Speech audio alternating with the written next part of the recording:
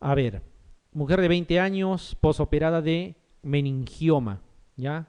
Posoperada de meningioma, con colocación de derivación ventrículo peritoneal. Dicho sea de paso, ¿cuál es la neoplasia, o mejor dicho, el meningioma es más común en varones o en mujeres? En mujeres, ¿ya? De lejos.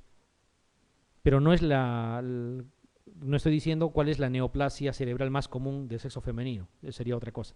Pero meningioma nada más es más común en mujeres. ¿Ya? Entonces este ejemplo está muy bien.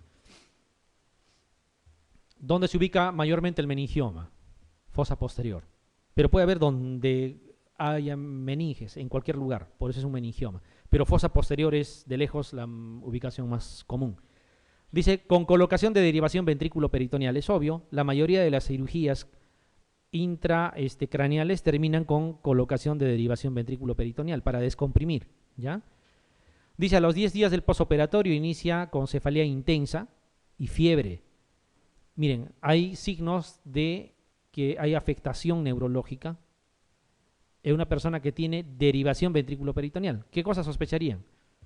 Es una ventriculitis, hasta que se demuestre lo contrario.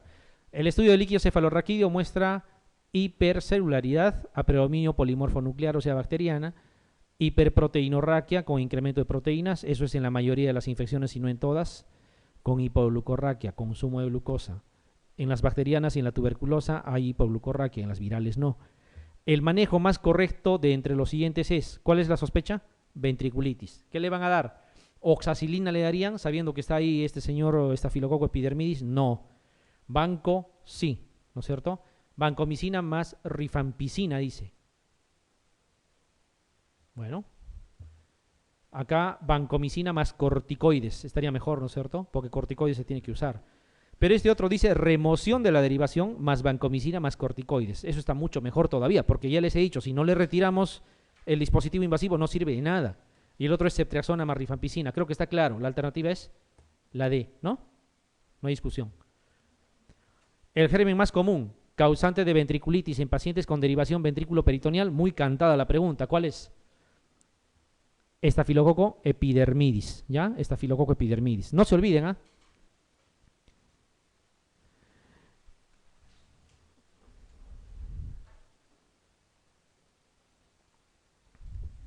Siguiendo con la lista del estafilococo, ¿cuál es la bacteria que más comúnmente causa intoxicación alimentaria?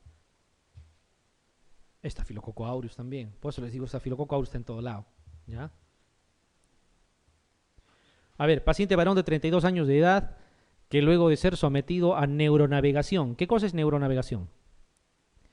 Sería algo así como las cirugías laparoscópicas en abdomen, lo mismo a nivel cerebral, ¿no es cierto? Esto es algo que hace ya algún tiempo, hace unos buenos años se hace en el Perú con mucho éxito, ¿ya? Sin querer hacer propaganda, no es mi hospital por si acaso, pero en el hospital Almenara ya prácticamente se ha hecho norma. La mayoría de las veces que se pueda usar, usan la neuronavegación. Eso es importante porque evita hacer craneotomías, o sea, evita estar cortando el cráneo, simplemente hacen un abordaje mínimo e introducen y por pantalla operan y es interesante, ¿ya? Es interesante.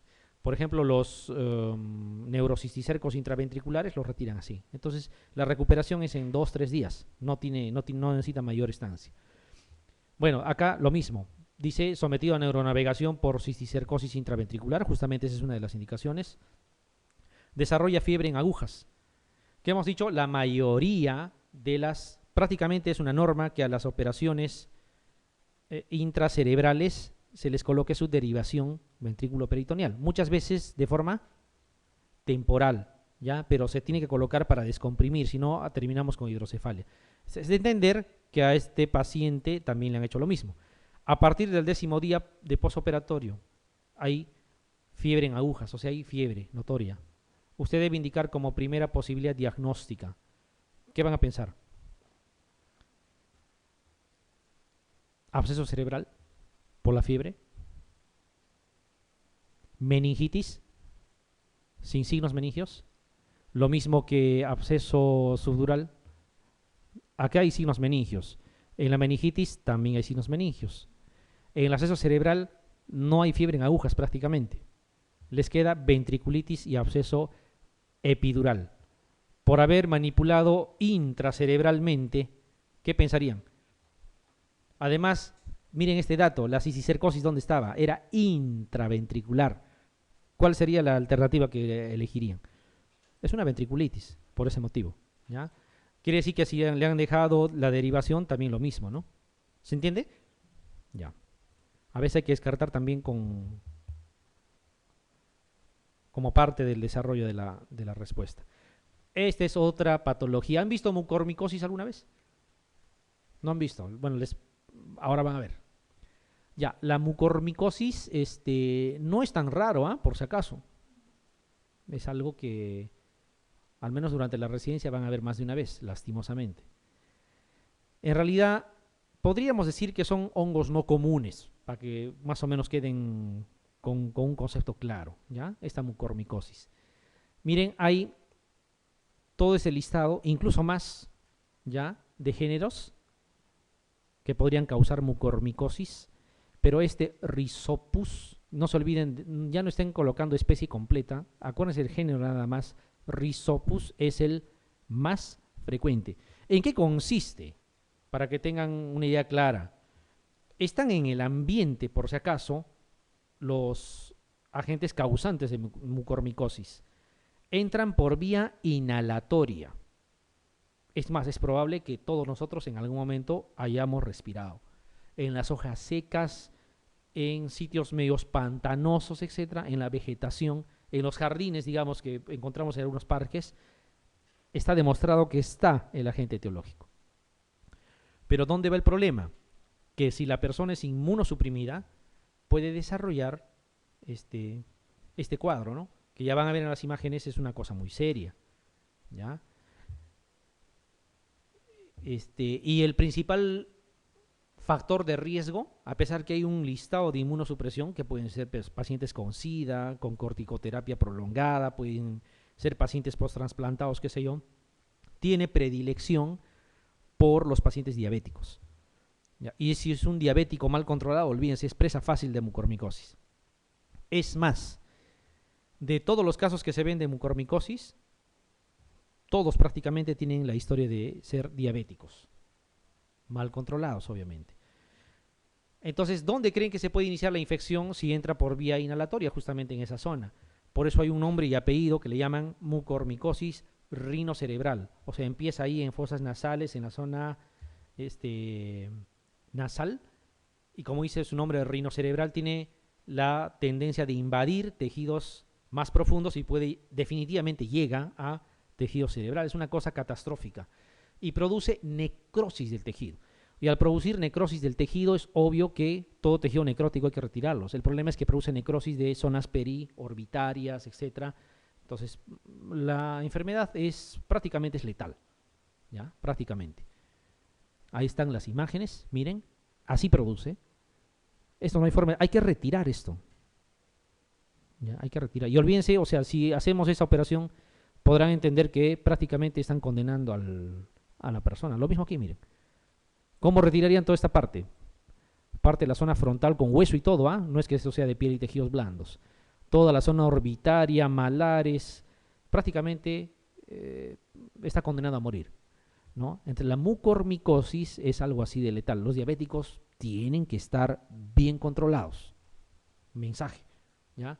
Tienen que estar bien controlados. Un diabético que no se controla por sí mismo también es una persona muy irresponsable. Pero bueno, en el caso de ellos al menos es por desconocimiento. ¿Ya? Los diabéticos se tienen que controlar bien. ¿Ya? Se tienen que controlar bien. El principal factor de riesgo es ser inmunosuprimido y dentro de los inmunosuprimidos esta mucormicosis tiene predilección por los diabéticos. ¿Qué más? ¿Cuál sería el tratamiento? Como es zona necrótica hay que debridar. Y muchas veces pues hay que debridar cuando la situación es pequeña, ¿no? Cuando está empezando. Hay que retirar, hay que ser agresivos.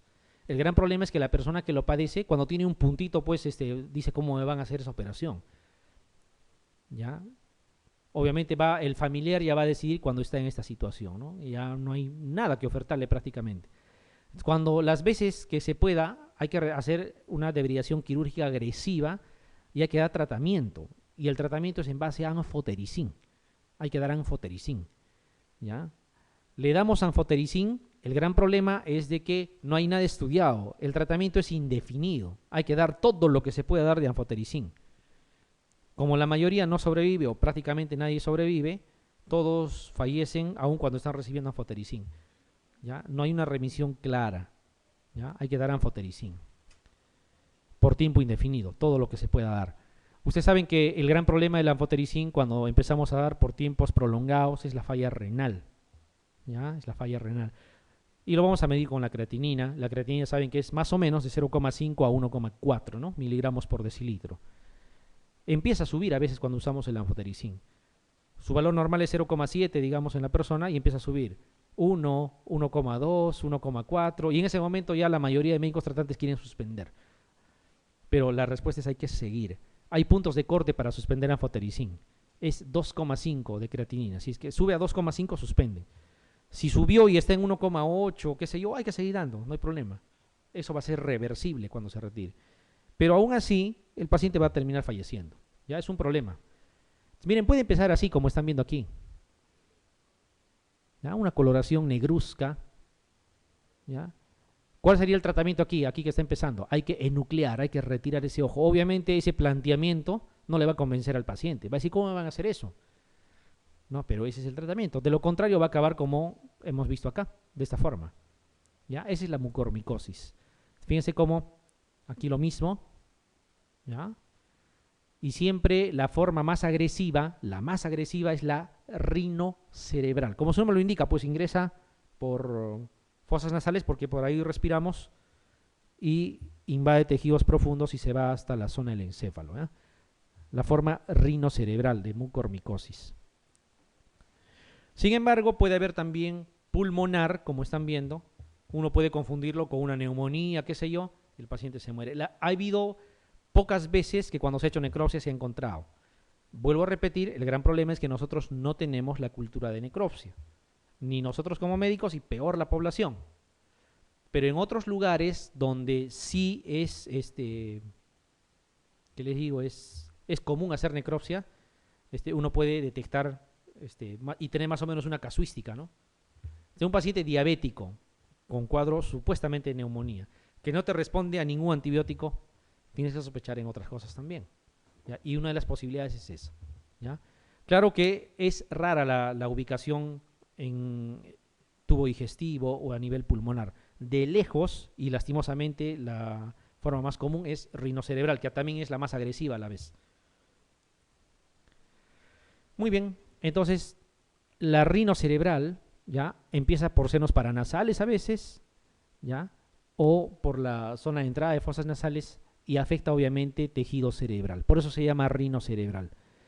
Inicia como una infección de senos paranasales, así suena repetitivo lo que decimos, progresa hasta involucrar pares craneales, causa coágulos de sangre que bloquean los vasos hacia el cerebro, una trombosis. Y al final necrosa, ¿no? Como han visto, de forma agresiva. A nivel pulmonar puede haber neumonía, ¿ya? Rápidamente desmejora el paciente, que se podría diseminar incluso a toda la cavidad torácica, afectar tejidos adyacentes como tejido cardíaco, y llegar hasta el cerebro incluso. Y hay otras zonas también, como les decía, gastrointestinal, puede estar en piel, a nivel renal, pero de lejos lo más común y a la vez lo más serio es la forma rinocerebral, ¿ya? La mucormicosis rinocerebral. Cuidado con los diabéticos. La mayoría de los casos de mucormicosis rinocerebral están causados por el género. La respuesta es Rhizopus, ¿ya? Rhizopus. El tratamiento de elección ante un cuadro de mucormicosis es debridamiento quirúrgico amplio asociado ¿a qué? Anfotericin, ¿no? ¿Cuánto tiempo? Así es, no se sabe, hay que darle nomás todo lo que se pueda, ¿ya? Hay que darle. La forma clínica de mucormicosis asociada a mayor letalidad. Nos dan rinocerebral, pulmonar, renal, gastrointestinal y dérmica. La respuesta es rinocerebral, como lo han visto, ¿ya? Y también es la forma más común. Las dos cosas. El principal factor de riesgo para el desarrollo de mucormicosis rinocerebral es, nos dan condiciones de inmunosupresión, SIDA, posttransplantados, neoplasias, diabetes mellitus y leucemia. y nosotros vamos a elegir diabetes mellitus, ¿ya? Porque de lejos es, digamos, la patología que predispone más justamente a hacer mucormicosis. Otra patología quirúrgica, que a la vez es infecciosa, es esta de acá, osteomielitis, ¿ya?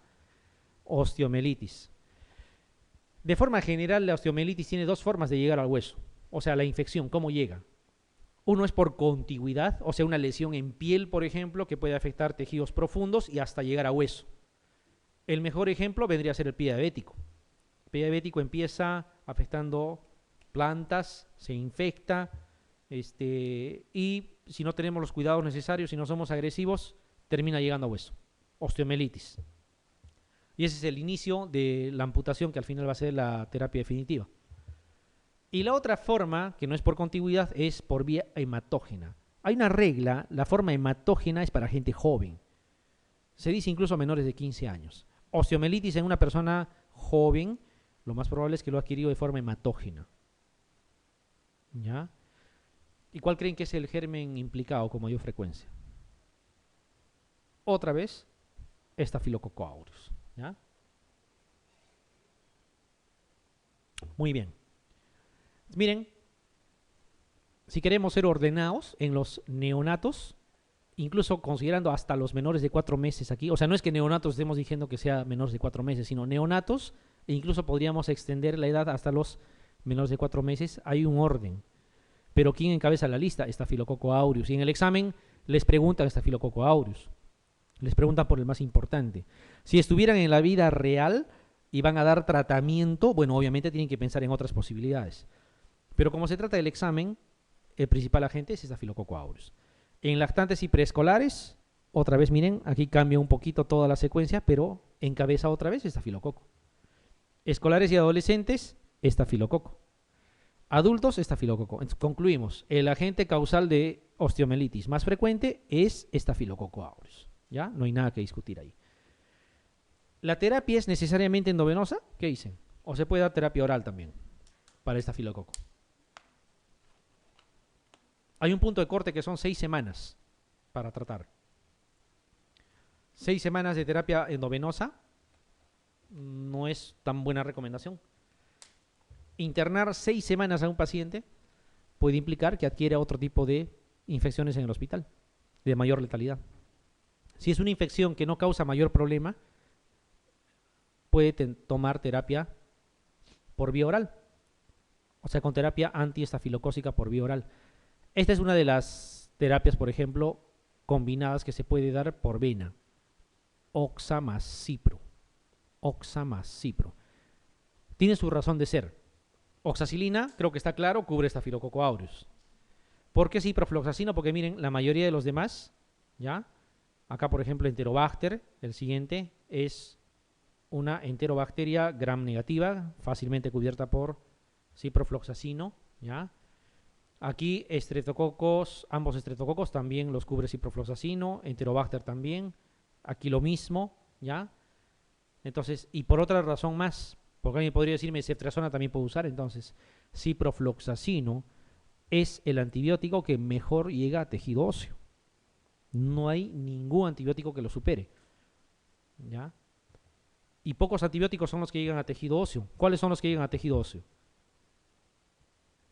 Ciprofloxacino, obviamente. El otro es clindamicina, pero clindamicina es bacteriostático, ¿ya? Otro antibiótico es rifampicina, llega muy bien a hueso, ¿ya? Rifampicina también llega muy bien a tejido óseo. Últimamente se ha descrito incluso a la acitromicina. Tiene muy buena llegada a tejido óseo. El problema es que acitromicina es para terapias cortas.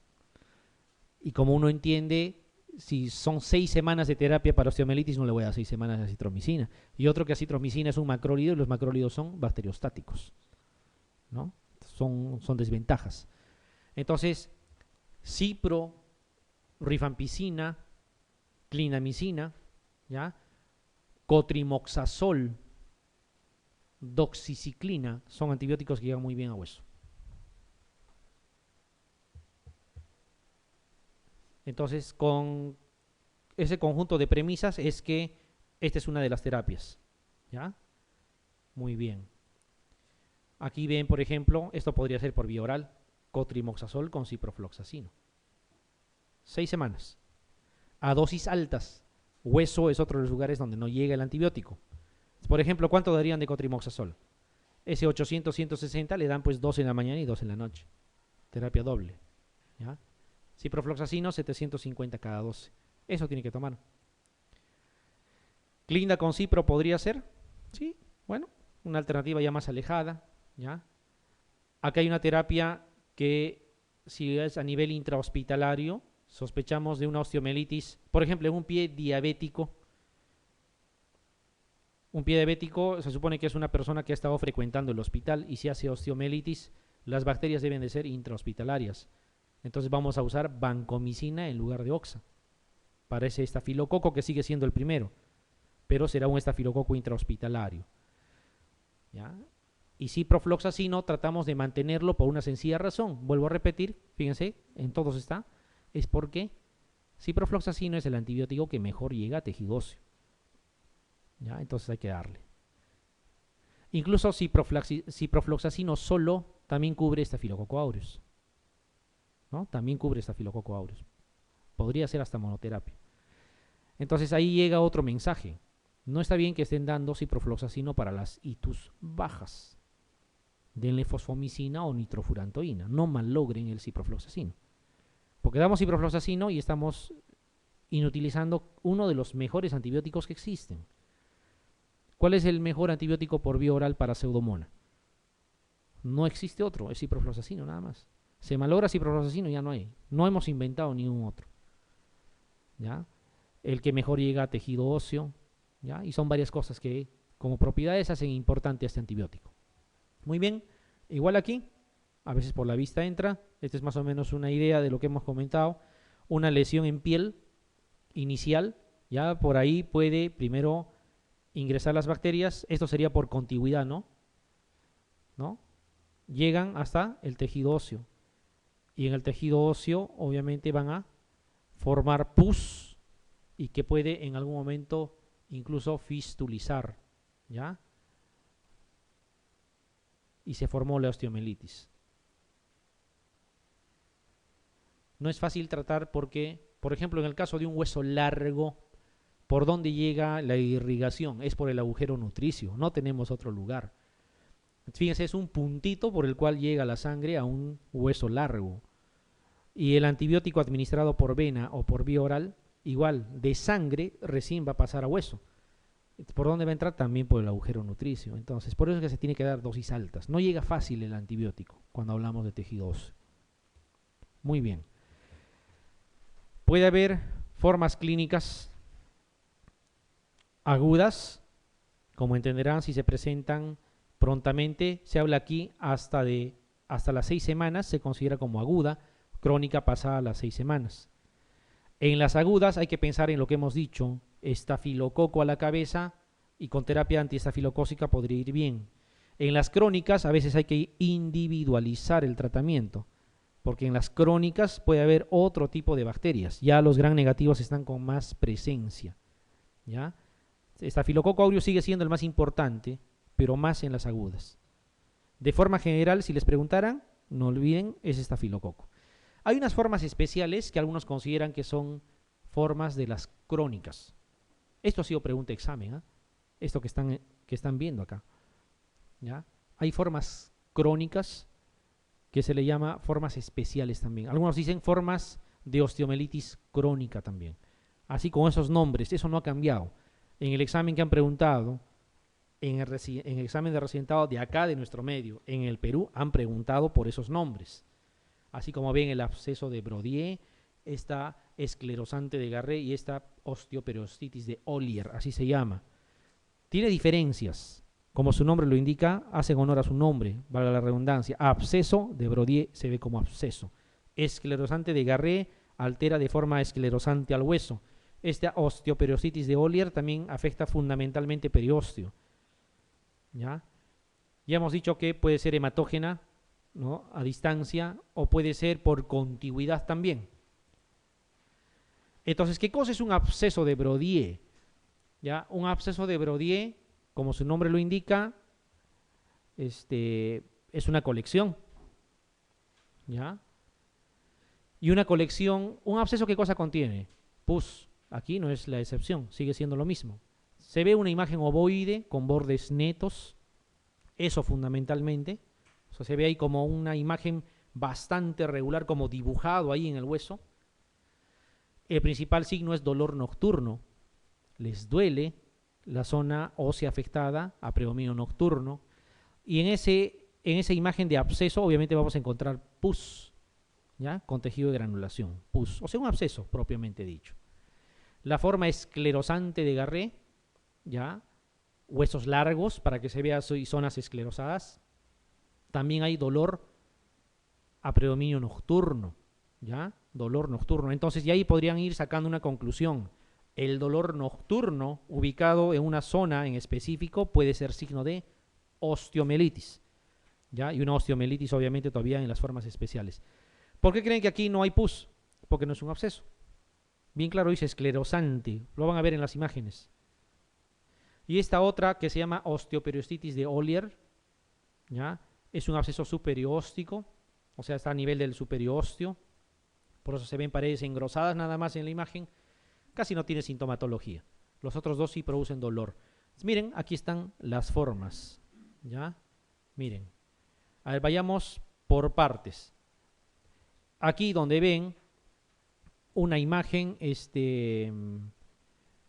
acá se ve una imagen así de este tipo, de bordes definidos, absceso de Brodier, como su nombre lo indica.